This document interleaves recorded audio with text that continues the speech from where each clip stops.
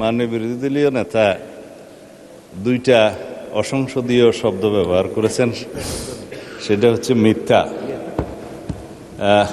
এটা অসত্য বললে আমি আপত্তি করতাম না, এই যে আমি কালকে মিথ্যা বলেছি বয়ান, তো এইটা মিথ্যা শব্দটা অসংসদীয় হিসেবে এটা এক্সপান্স করার জন্য আমি অনুরোধ জানাই। দ্বিতীয় কথা হচ্ছে,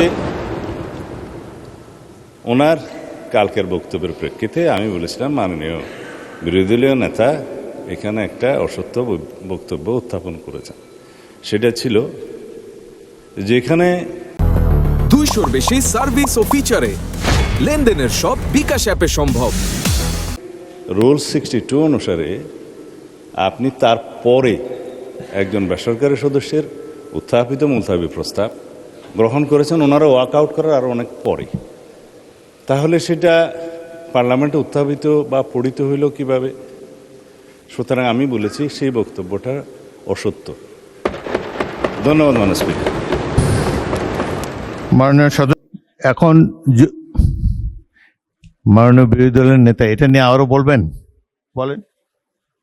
বিভ্রান্তিটা এখানে মাননীয় স্পিকার, একই বিষয়ে একই প্রস্তাব একজন স্বতন্ত্র সংসদ সদস্য এনেছিলেন।